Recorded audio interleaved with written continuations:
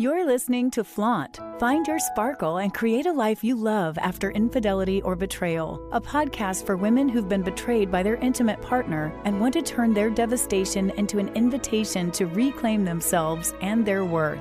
Tune in weekly so you can start making sense of it all and learn how to be okay on the inside, no matter what goes on the outside. Download your free Betrayal Recovery Toolkit at betrayalrecoveryguide.com.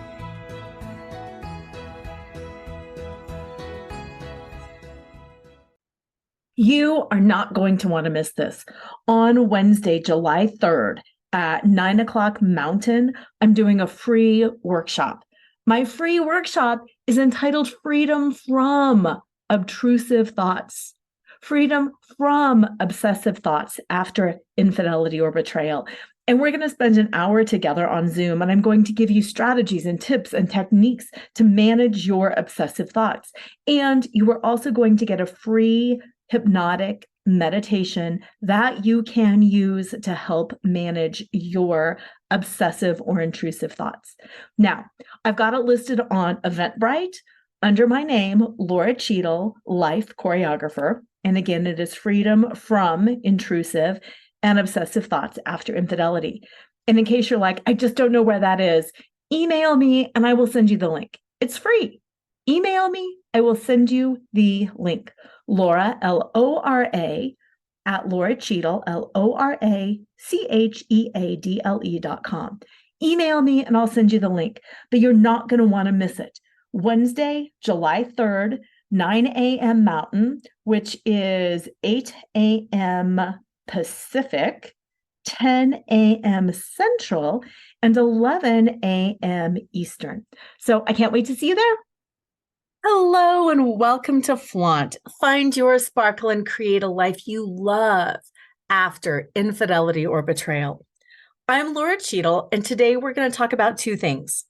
First, we're going to talk about what causes infidelity, because until your partner knows what caused the infidelity, chances are high that they're going to do it again. And until you know what caused the infidelity, chances are high that you are going to have obsessive thoughts, obtrusive thoughts, that you're not going to be able to, quote, get over it and move on because you haven't been able to figure it out. And the truth of the matter is, you need to figure out what caused it.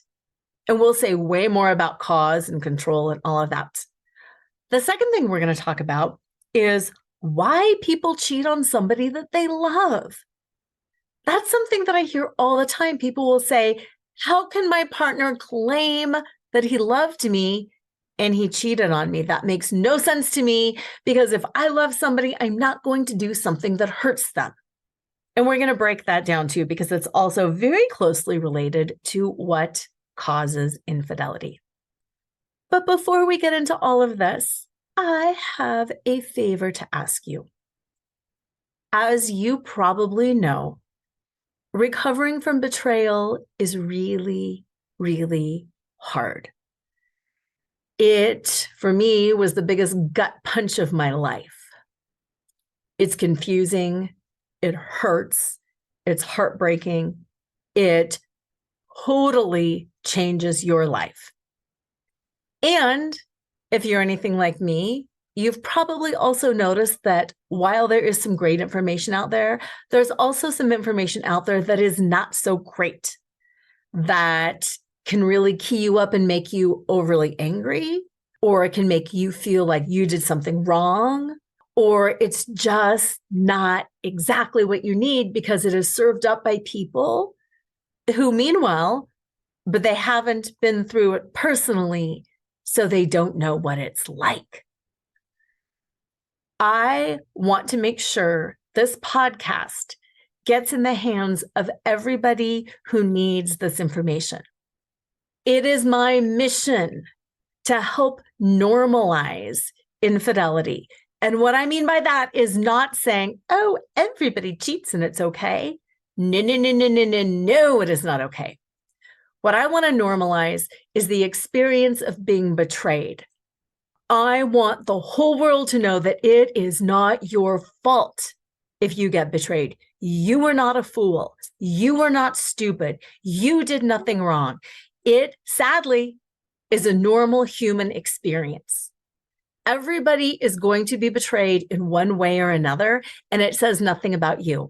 And I want to erase the stigma around being the betrayed partner and start having healthy, normal conversations over what it's like.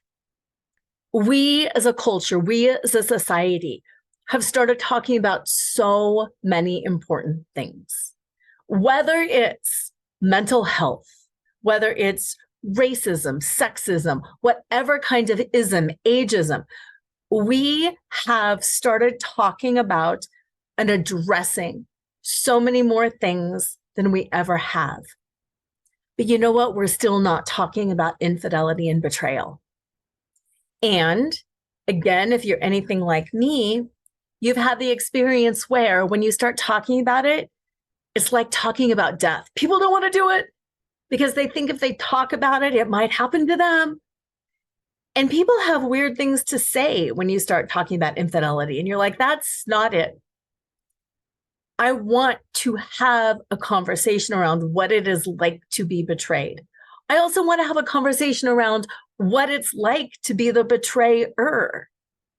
Because just like with so many other things, once we start having the conversation, once we start extending the knowledge, it's going to help everybody. I know I wish I knew so many of the things that I know now way back then. I mean, first of all, hopefully it could have prevented the infidelity, or it could have made my husband's mental health and his trauma impact less, or it could have helped me become more aware and addressed things along the way instead of just being so busy that I was bearing them. So, with that, will you please subscribe, rate, and review this podcast? The more 5-star reviews that this podcast gets, the more reviews that this podcast gets, the more that it is shared, the more people will find it, the more quality information will get out there, and the more healthy and accurate conversations we will be able to have. And yes, I understand that sometimes you don't want to share a podcast about infidelity because it raises questions. But you know what? Sometimes it's really important to share. It's really important to put something out there. So please, I will put the link in the show notes to Apple Podcasts, but you can also just Google name of this podcast, me, Apple, and leave me a rating and a review. And remember to subscribe. So thank you. Thank you. That means a lot to me, for my mission, and also for the world. So thank you. Okay, let's start with what causes infidelity. I'm going to start by saying not you. I'll tell you what doesn't cause infidelity. If you held a gun to your partner's head and said, go on and cheat, then yes, you caused the infidelity. But short of that, you did not cause the infidelity. I want to make a distinction between concurrent causes or contributing factors and actual causation. You caused the infidelity if you held a gun to your partner's head and said, you better cheat or I will shoot you. Besides that, no. Did you have problems in your marriage? Probably. All marriages go through problems. Did you do some things wrong? Of course. We're human. We all do things wrong. We all get tired. We all get stressed. We all lose interest. We all get mad. We all have baggage from our own childhoods, from our past. Yes. Did you do things that hurt your partner? Absolutely. And that's okay, because that is being human. It's okay to hurt your partner's feelings. It's okay to get it wrong. It's okay to be tired. Like, All of that is okay. It's better if you're aware of that and then can start addressing it along the way. But even if you weren't aware, that's still okay. Why do you think so many marriages end in divorce? Because we don't know how to do it. We don't know how to have conflict and then to resolve that conflict and to make that repair and to move on healthily.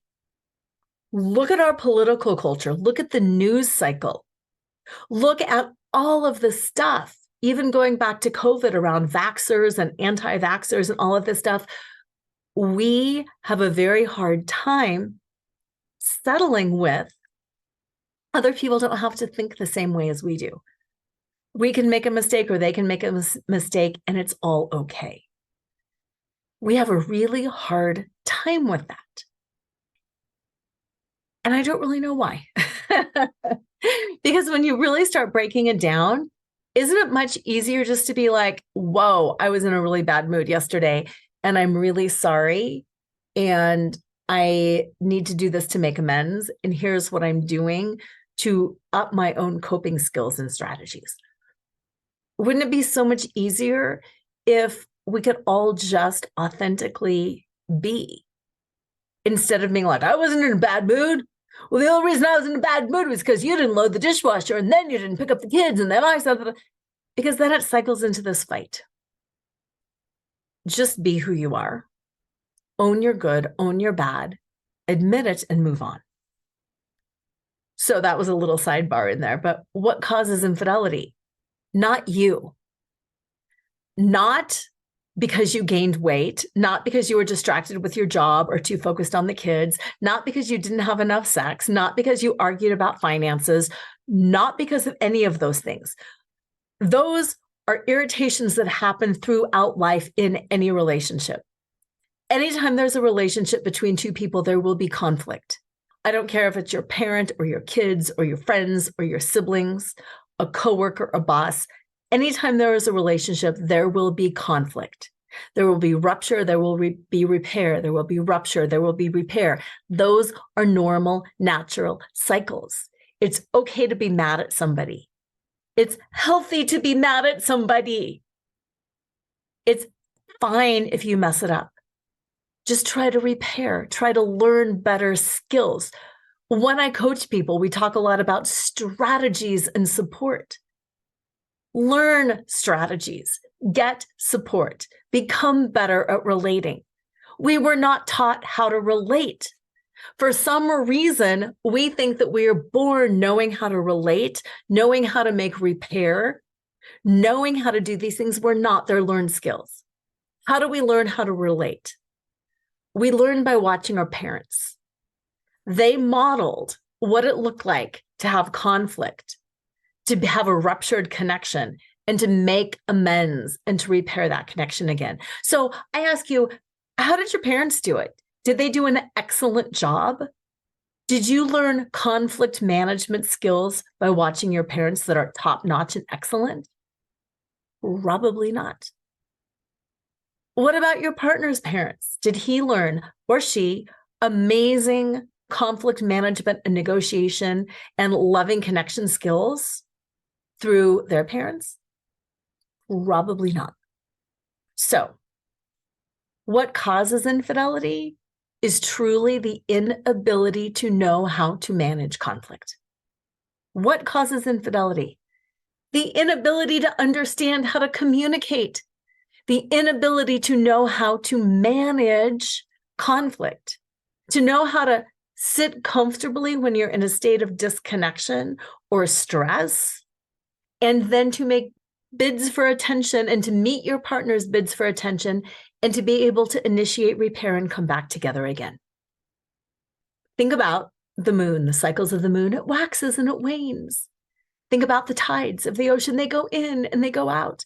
Think about the cycles of the season. Trees leaf out and it's summer and it's amazing, and then they die and it's winter. Everything cycles.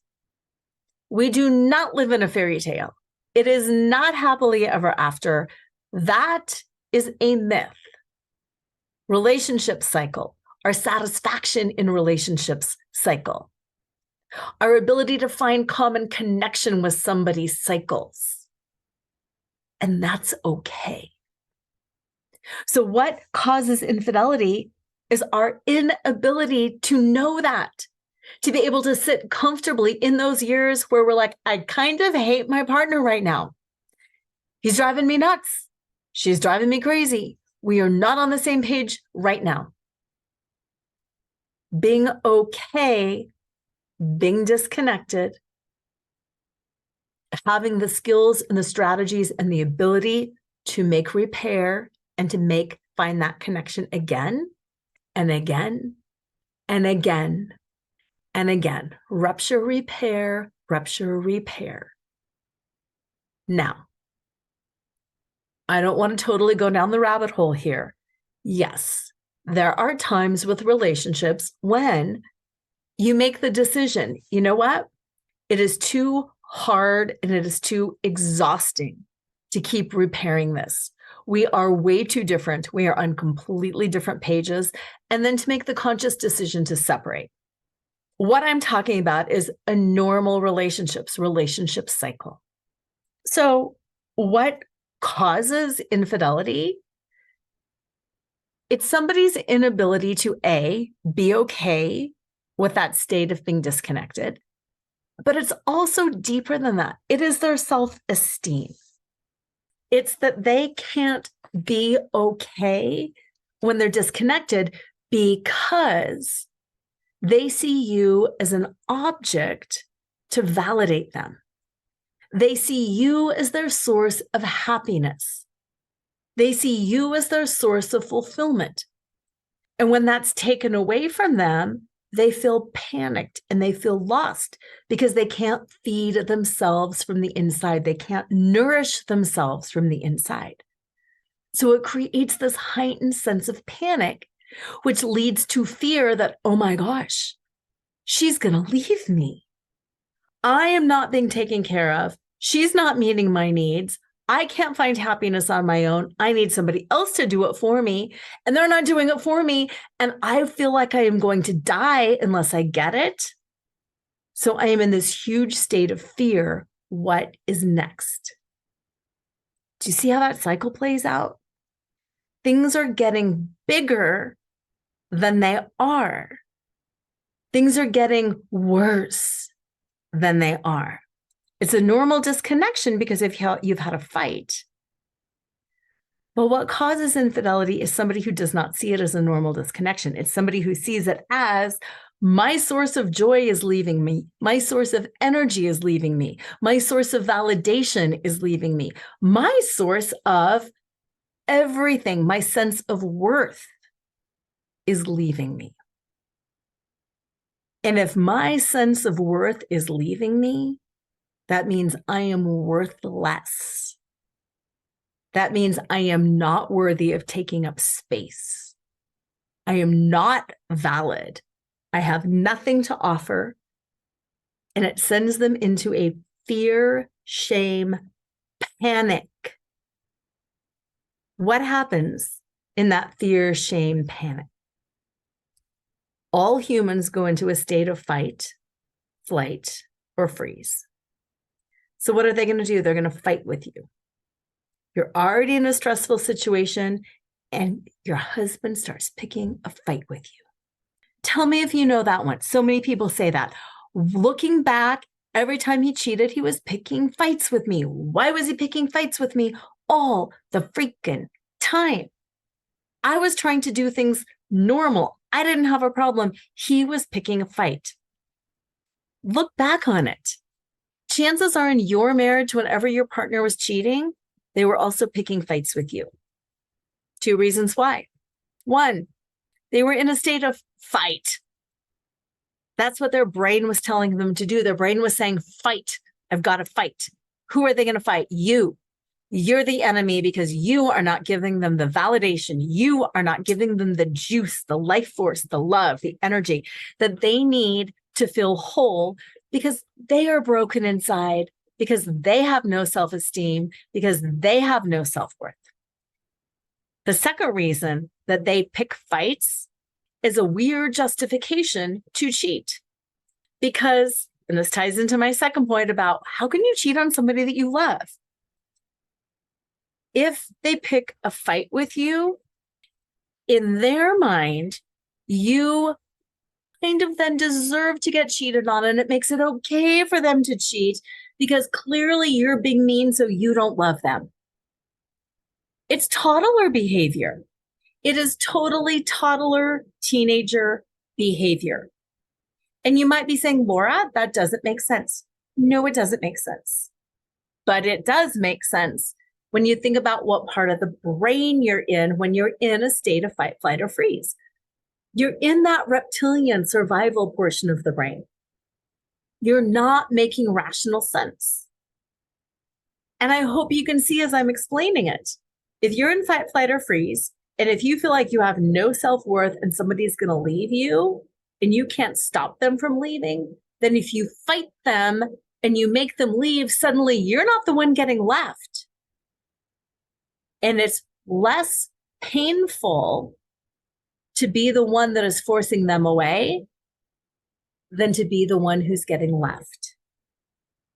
It is less painful for you to turn the person into somebody who is so awful that you're fighting and pushing them away than it is to get left. Because getting left is being abandoned. And while nobody likes to get abandoned, somebody with no self-esteem, somebody with no self-worth, somebody who legitimately does not love themselves, that's almost like a death wish. That is so painful. That is such a painful wound to be abandoned. So instead of being abandoned, they will fight you so you leave, which gives them the perfect justification to go out and cheat because they're in a state of fight. I will fight you. I will reject you before you can reject me. And I will have the perfect excuse to cheat. Not because I don't love you, but because I love you so much that I am terrified that if you abandon me, I feel like I'll die. If you abandon me, I feel like I'm going to die. So it's better for me to fight you and to get you to go away and to reject you so I can save what little shreds of self-esteem and self-love I have. It's sad. It's really sad, isn't it? And here's what I want to say to you. This is woman to woman. We're having a little talk around this. This is what I want to say to you. Sometimes people have said to me, gosh, Laura, you have so much compassion and empathy for the cheater. Yes, and when I can feel that sense of understanding, when I can feel that empathy and compassion, it helps me. I am not giving the cheater a pass. I am not saying, oh, the poor guy had a tough childhood. Oh, the poor guy had no self-love. Oh, it's okay. Go ahead and cheat on me. Go ahead and cheat on your wife or your girlfriend or whoever it is. That's not what I'm saying. I'm saying for me, having that understanding, having that compassion helps me understand, and it humanizes it. And it helps me to see how and why it is not about me. And it also gets me out of my own sense of hate and my own sense of bitterness and my own sense of, I'm never going to get over this because this was so awful. So on the surface, while it might sound light, I have a lot of compassion and empathy for the one who cheats. It's because that helps me understand and process, and it helps me on my journey.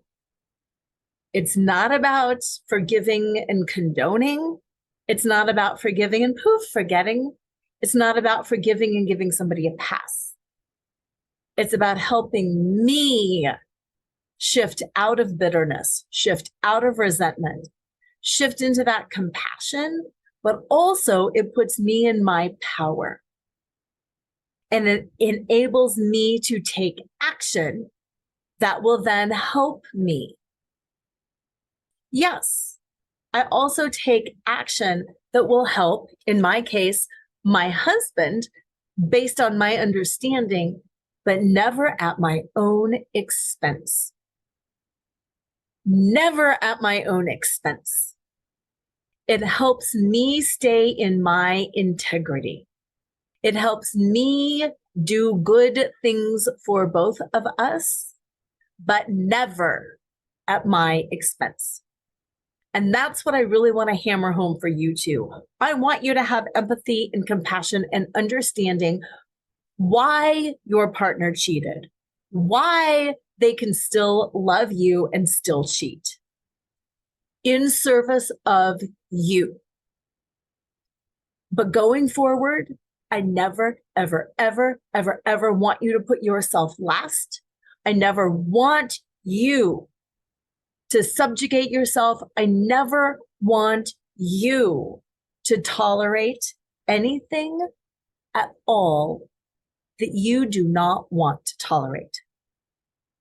Because too many of us for too long have tolerated way too much and have given way too much compassion and empathy and understanding to men who are not willing to stand up and do the hard work, who are not willing to admit, who are not willing to acknowledge, and who continue to gaslight and lead us on and drag us through the mud when we are, quote, only trying to be nice after all I've done for you. So if you ever feel like you're being put in a position where that phrase, after all I've done for you, is going to come out of your mouth, you probably know that you are betraying yourself, that you're abandoning yourself. So come back home to who you are and what you deserve. End of rant. So what causes infidelity is somebody with extremely low self-esteem. Somebody who is not in touch with their emotions. Somebody who doesn't know how to express dissatisfaction. They don't know how to identify and talk about what they are feeling. They are afraid of being abandoned. They are afraid that they're not going to get their needs met, whether those needs are emotional, sexual, validation, whatever. But another reason that people cheat truly is self-sabotage. And again, this cycles back to that low self-esteem. People who don't believe that they are worthy will self-sabotage, whether it's a career or a relationship. They will self-sabotage because they don't think they deserve it. One of the common things that I hear all the time is women will say, I did everything. I'm a perfectionist. I tried so hard. And it's interesting because, yeah, didn't we all? And that's not what it's about. And that's a hard one, because the reason we want to figure out what caused it is so we can do better next time, so we can change our behavior. Why do you want to figure out what caused the infidelity? So it can never happen again. When we're trying to figure out that root cause, we're trying to gain some semblance of control. And the sad truth of the matter is we don't have control over anybody. Anybody can cheat on us. Whether it's a lie, whether it's sexual, emotional, financial, we have no control over what somebody else does. And we think the best way to prevent ourselves from being cheated on again, from preventing this pain, this confusion, this heartbreak, is to figure out what went wrong and then to do something different. I will never do that one again. And that's why it's so important for us to truly figure out what the cause is, so we can realize that it's not something we can control. The cause is in them. The cause is their self-esteem. The cause is their abandonment wound. Their cause is their inability to nurture themselves, to love themselves, to take care of themselves, to value themselves, to believe that they are worthy of you, to express their needs, to have the confidence and courage to talk about what they need. The cause is them. The cause is their insecurity. And you cannot control that. And you cannot fix that. And to me, it's equal parts freedom and frustration.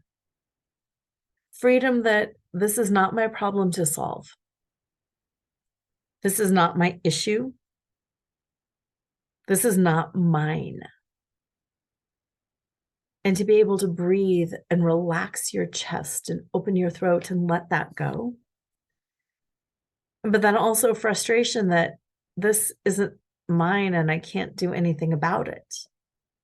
And if my partner wants to get help, they can. And if they don't want to, they won't. And if they want to gaslight me and pretend, yeah, they can do that too. So that's one of the things that people also talk about a lot is, how do I know that my partner's really doing the work? How do I know that they're not just gaslighting me? How do I know that they're really doing this? And what I'm going to say is, usually it's because they start showing up differently. I've heard it said that people don't have relationships, nervous systems have relationships. So how are you feeling in your partner's presence? Do they feel like a different person? Or do they feel like the same person? Because the truth of the matter is, unless they really start changing and addressing things, it's not enough.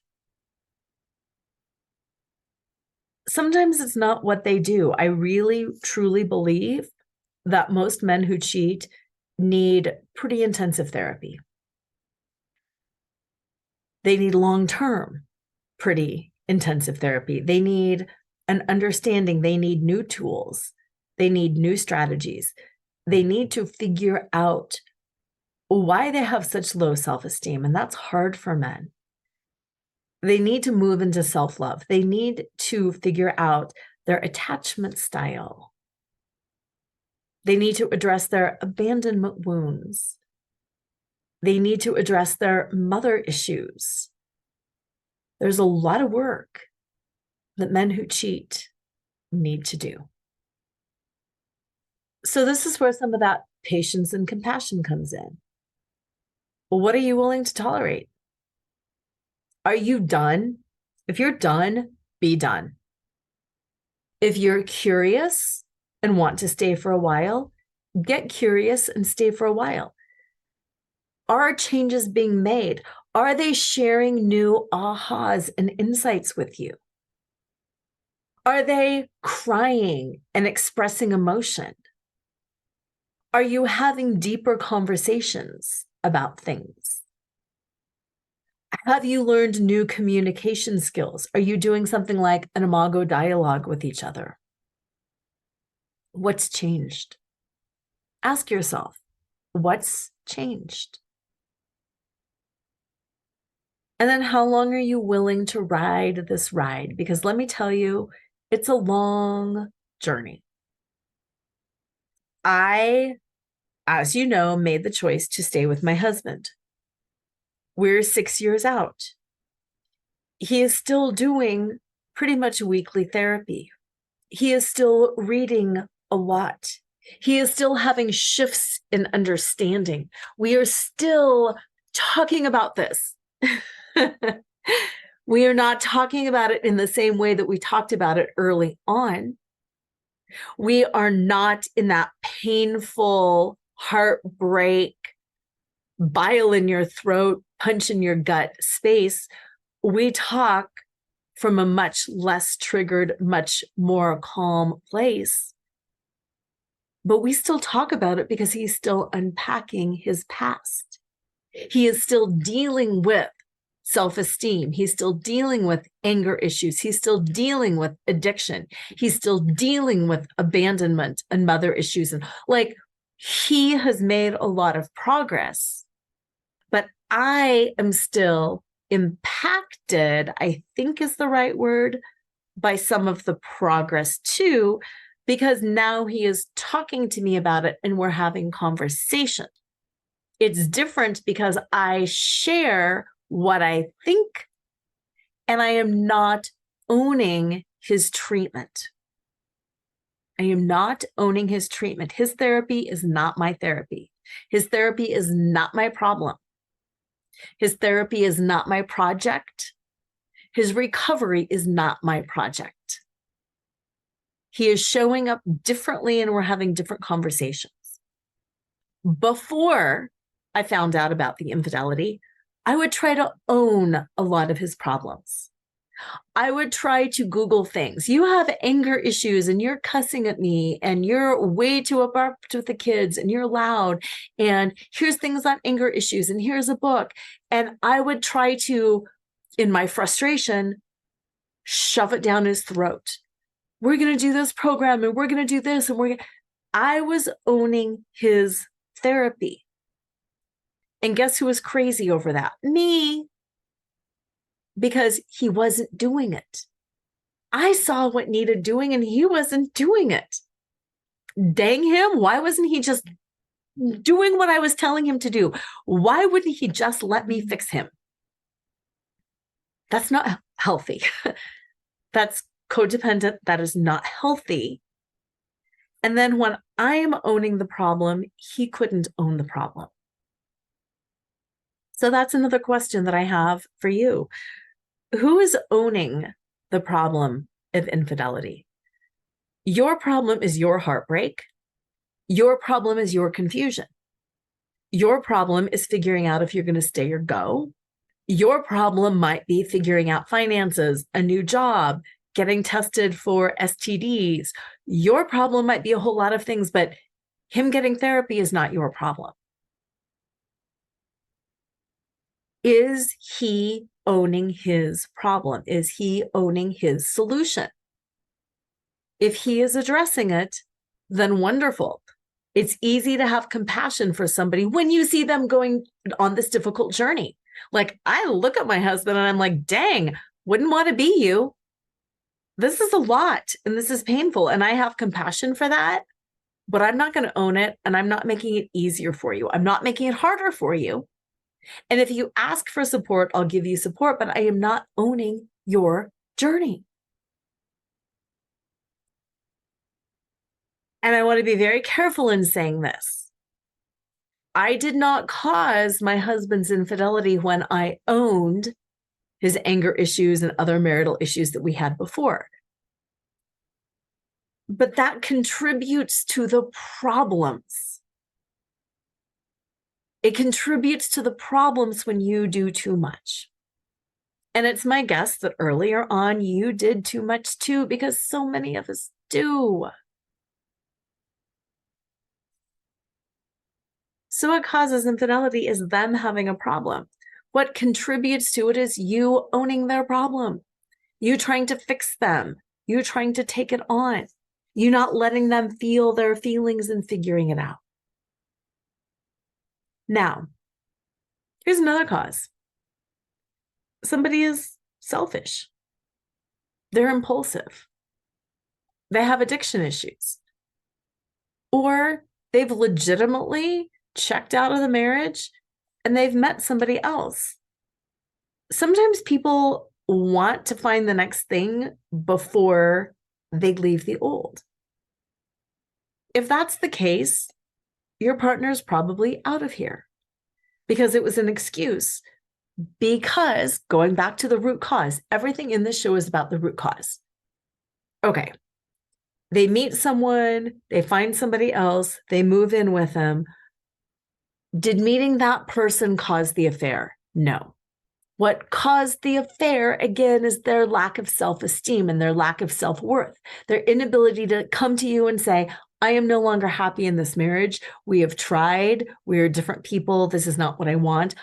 Let's separate. And then they go out and meet somebody. Instead, they need the excuse. They don't have the integrity. They don't have the self-worth. They don't have the self-esteem to make a clean break. So all of these things that cause affairs, the root cause is all self-esteem, self-worth, self-love, ability to value themselves. When somebody's selfish, addicted, impulsive, what does that mean? Once again, a selfish person does not have high self-esteem. A selfish person does not have high self-worth.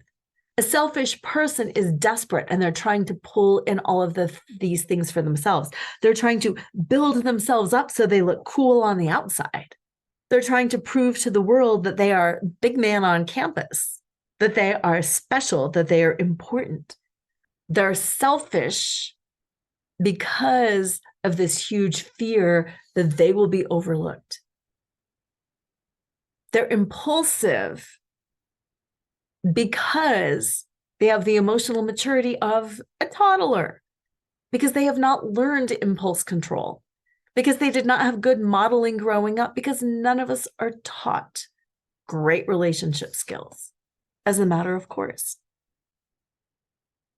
Self-sabotage. Why do we self-sabotage? Because we don't love ourselves, because we don't think we deserve something. Oh my gosh, how did I get this amazing partner? I really don't deserve that. So I'm going to mess it all up and I'm going to prove to myself that I really don't deserve it. And then I'm going to blame it on my partner because I don't have the emotional strength to say, ooh, I was wrong. Ooh, I'm afraid. Ooh, I'm hurting. Ooh, I feel unloved and unworthy.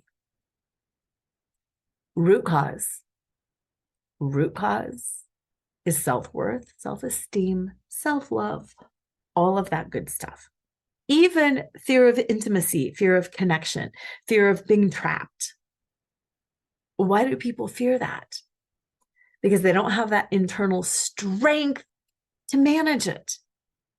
When you have that strong internal core, it doesn't matter what happens around you, the strong internal core is always there. And that's what I want for you. I want you to understand the cause. The cause is their weakness. The cause is their inability. The cause is their pain. You can define or characterize that pain in 100 million different ways. But when you get to the root cause of that pain, it's all that they don't feel good enough, that they don't feel worthy enough.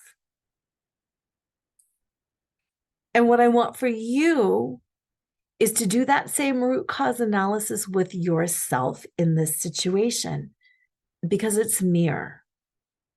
The reason your heart hurts, the reason you can't get over this, the reason because you feel broken and shattered is because you have gotten away from that strong internal core. You have gotten away from your strong internal core. And that's okay. I'm here to help bring you back to center. I'm here to help you bring yourself back home. I'm here to help you remember and to ground and to center in who you are. Going back when I was talking about fight, flight, or freeze, when your partner cheats, they tend to pick fights with you. That's fight. Flight is when they disappear. Well, I'm going out with the guys. Well, I'm going out to cheat. Well, I'm done with this conversation. I'm out of here. That's flight. Freeze is when they stonewall and they sit there and they don't talk And you're like, you've got to talk, and they're not talking. And you're like, we've got to figure this out, and they're not talking. You've got to go to therapy. We need to do counseling, and they're not doing anything. So identify when they're in fight, when they're in flight, when they're in freeze. Have some compassion for their state. Recognize what it is, but also have more compassion for you. Identify for them, I see that you're picking a fight with me. I see that you are overwhelmed and shutting down. I see that you are running away. Call it out and name it. And instead of blaming or shaming them, which is going to drive them further into that state, ask a couple of different ways. Do you need help feeling better? Or is there anything I can do to help you feel better? Or what do you need to do in order to make yourself feel better? What do you need to do in order to make yourself feel better? I feel like fights are being picked. I feel like we're kind of in a confrontational mode here. What do you need to do to make yourself feel better? Not from a state of high and mighty, what do you need to do? But from a place of genuine curiosity, what do you need to do to make yourself feel better? Because oftentimes when somebody asks that, it's easy to be like, I gotta go take a walk. I just need to lay down for 10 minutes. When somebody's stonewalling, I can tell you're overloaded. I can tell when you don't respond that you're overloaded. And then you can tell them what you're going to do. I'm going to step away for 15 minutes, and then I'm going to come back. Is there anything you can do during those 15 minutes that will help you process so you're not as overloaded in 15 minutes when I come back? So many different options. And I'm going back when I said to one of the options was you could ask if there's something you can do for them. Here's what I want to say around that. Yes and no. Are you saying it because you're going to take it and own it? Because if you're going to take it on and own it, what can I do to make you feel better? That's not it. But when you recognize with a state of compassion and awareness that somebody is struggling and you have the capacity and you have the willingness and you are doing it from a boundaried place to say, how can I help? Is there anything I can do to help you? That's fine. If I see somebody on the street, in the grocery store, overloaded. Just a couple weeks ago, I saw a mom with 3 kids and all you know what was breaking loose. And as I was walking by, I said, do you want some help? Is there anything I can do to help you? Because I've been there too. And she was like, oh my gosh, yes, please. Can you just get this balance so I can get the baby back in the basket? And I'm like, sure. And I knelt down and I just started talking with her toddler. I'm not owning her problem. I'm not finding a solution for her. I'm offering myself up and saying, is there something I can do? That's different than owning somebody's problem. So if you have the capacity and the willingness and the awareness to do something like that, sure, offer it. But I just want to make sure you're not owning their problem. So the love thing. When you're offering something like that, it's a state of human love. It's a state of human connection. It's a state of kindness. And it's something where you're standing in your center as a kind, compassionate, and caring person. And I talked about the modeling that we receive from our parents, and sometimes it's not the best modeling.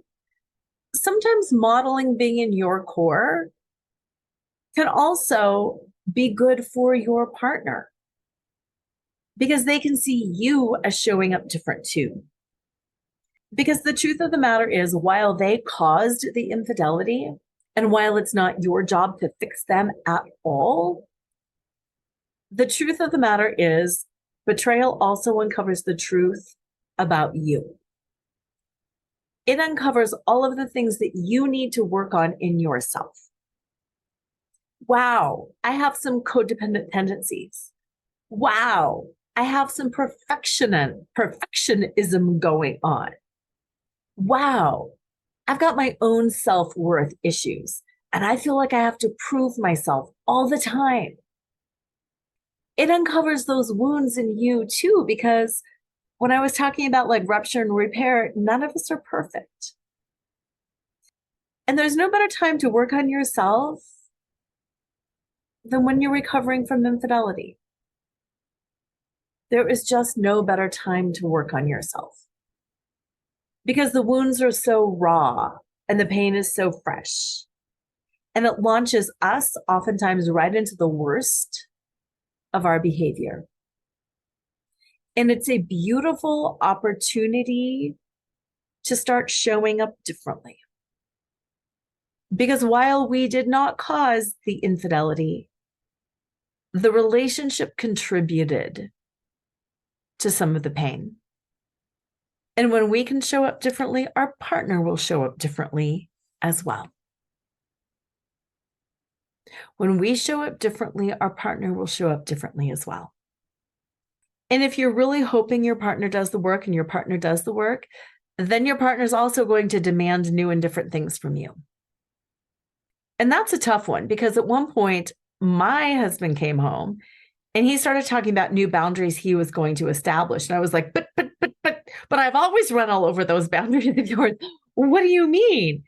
And I noticed that I had to go through this cycle in myself of, you can't do that. You hurt me. And then it was like, no. I'm glad he's becoming a healthier, more boundaried person. And that means I have to adjust myself. And that means I have to move back to my own core. And I have to do things differently myself. And even though it's a change, and change sometimes can be a little scary, ultimately, it's a healthier change for both of us. Because I do love him. I know he loves me. I also love me and I want him to love him. So why do people cheat on somebody that they love? How can people cheat on somebody that they love? Because it's not about love. Cheating is not about love. Cheating is not about a lack of love. Cheating is about pain. Cheating is a problem that you have with yourself that leads to behaviors that cause collateral damage. And does it feel good to be that collateral damage? No, it does not. No, it does not. But I can guarantee that's all you were in that situation was collateral damage. And as weird as it sounds, your partner didn't set out to hurt you. Your partner probably never truly thought through the consequences, which I know sounds really weird, but it's true. And your partner probably really does love you. They love you so much that they were terrified of being apart from you. And that fear of being abandoned by you, that fear of not being nurtured and nourished and always the center of the universe from you, is what weirdly drove them to pick fights with you, run away and cheat, or totally stonewall and shut you down. Not that I want to turn cheating into the ultimate expression of love. That's not what I'm saying either. But I do want you to have the understanding that when a broken person is hurt people hurt people. And the biggest person they're hurting is themselves. And just like I don't want you to own their treatment, I don't want you to own their pain either. Because they are in pain and it is not your problem. Yes, have compassion for it. Yes, have understanding. Don't own their pain. Don't own their problems. find your center, find your triggers, find the things that you can control in you, find your own abandonment wounds, work on your own self-love, work on your own self-worth. Reach out to me. Do my 6-month Rise and Reign coaching package, where you truly can learn to rise up and reign as the sovereign queen of your own life, of your own existence. So you can really quit worrying about others' pain, others' problems, other treatments. Take care of yourself first.